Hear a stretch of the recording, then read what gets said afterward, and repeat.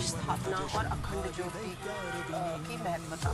चैत्र नवरात्रि में कलश स्थापना और अखंड ज्योति जलाना बहुत ही पवित्र माना जाता है। वास्तु के अनुसार कलश को हमेशा उत्तर पूर्व की दिशा में लकड़ी की चौकी पर स्थापित करना चाहिए। इसी तरह अखंड ज्योति का मुख जो होता है वो पूर्व या उत्तर दिशा की ओर रखने से घर में सुख समृद्धि आने की संभावना बढ़ जाती है।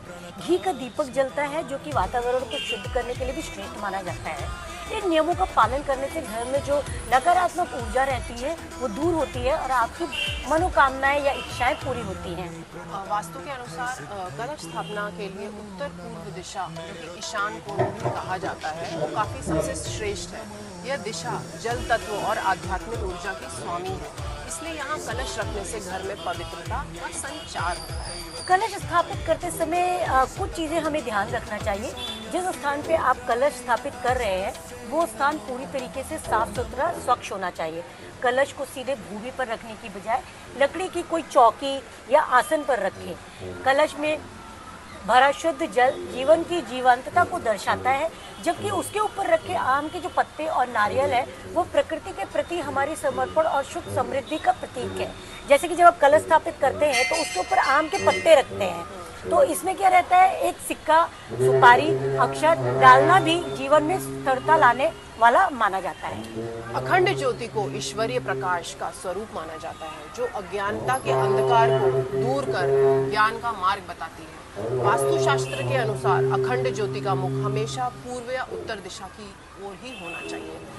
पूर्व दिशा में मुख होने से क्या होता है, ऐसा सवाल हमारे काफी मन में आता है।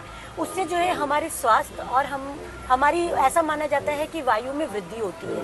वहीं उत्तर दिशा में होने से धन और समृद्धि का आगमन होने की संभावना रहती है। ज्योति जलाने के लिए गाय का शुद्ध घी सबसे उत्तम है, नहीं तो तिल का तेल भी आप लोग प्रयोग कर सकते हैं।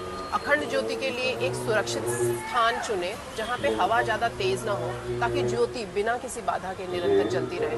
दीपक के नीचे एक छोटी थाली या प्लेट जरूर रखें ताकि पूजा का जो स्थल रहता है वो साफ सुथरा रहे।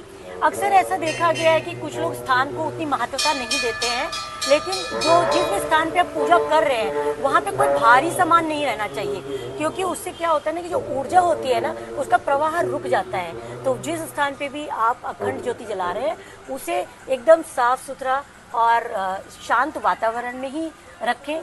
जहाँ शांत वातावरण में जो पूजा की जाती है उससे शांति प्रदान होती है और मानसिक संतुलन भी बनाए रहता है।